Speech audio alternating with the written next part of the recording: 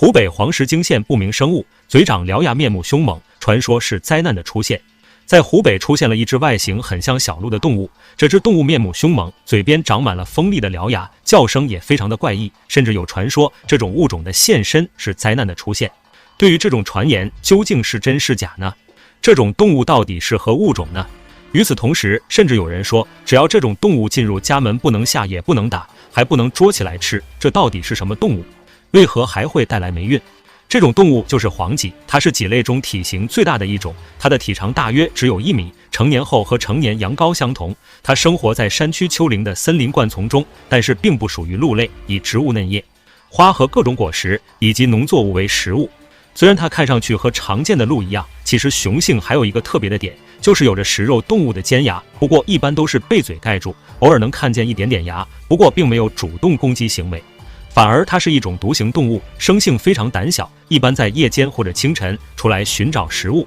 它们的活动范围还非常固定，就算被天敌追捕逃跑，无论多远，最后也会回到自己的活动区域，并且它们全年都能交配，但是要大半年才能生下一胎。它们主要是分布在我国、马来西亚、印尼等地。它们这种动物胆小，还有很脆弱的软肋，就是在过河的时候，它的皮毛一旦被浸湿后，行动迟缓，还非常难行。而这时它就非常容易被捕获。那看似如此柔弱的小动物，为何却被称为是灾难的使者？湖北黄石泾县黄麂，传说它是灾难的出现，现实比老鼠的胆子还小。这种说法到底是真是假？为何会有这样的说法呢？这种小巧可爱的动物，为何说是灾难的预兆？几字进门，家中霉运，这句俗语说的也并不是真的。之所以有这种说法，也是人们对于一些异常现象的心理联想罢了。当遇到一些不寻常的事情时，比如乌鸦出现在枝头吼叫，也是厄运的来临，就会因为迷信的原因，赋予这些事情一些不好的寓意。其实黄麂进门是根本不会发生的，原因其实就和它的生长方式有关系了。它是几科的动物，腿部也比较发达，所以就擅长奔跑跳跃，性情也比较胆小，稍微有风吹草动就会受惊。它的一生其实就是用逃跑来概括，所以人们也将它称为黄麂，并且麂子它们一般都生活在热带丛林，在夜间单独活动，而人们也不会在丛林定居。还有它的性情胆小，基本不可能进入人类的家门。所以人们如果出现这种不常见的情况，就认为是一种不祥的象征。不过这种说法还是迷信而已。黄麂不仅体型小，它的胆子也非常小，可能还会被自己吓到，甚至会被吓傻，导致原地瘫痪，出现应激反应，还会因为心跳过快被活活吓死，可以说比老鼠的胆子还小。而人们也并不了解这种动物，就认为它是带来灾难的小动物，只是对它的猜测和迷信的行为。湖北黄石泾县黄麂，传说它是灾难的出现。为什么体型娇小，连老鼠都害怕的动物会带来霉运？如今它的生存现状如何？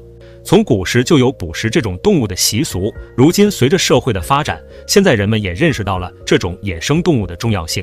就在进入新世纪时，它也被列为了3有动物名单，如果没有经过审批就去抓捕买卖，都是违法行为。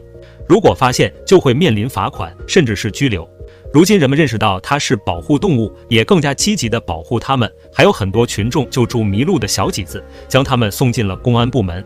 曾在湖北一家小超市就闯进了一只黄麂的小幼崽，十分可爱，因此也被附近居民围观。他也更加害怕，因为他本来就胆子小，躲在了店里。最后店主报警，由相关的部门将它放生。其实我国曾经也对这种动物进行过人工繁育，也是因为它的皮和肉，当时也给养殖户带来不小的经济利益。而这种动物主要就是在野外生长的，长期人为饲养还是不太行的。也因为人类曾经的捕杀，麂子已经成为了濒危动物，还很难见到。所以这种可爱的小动物并不是会给人带来灾难的动物，它也是大自然中重要的成员。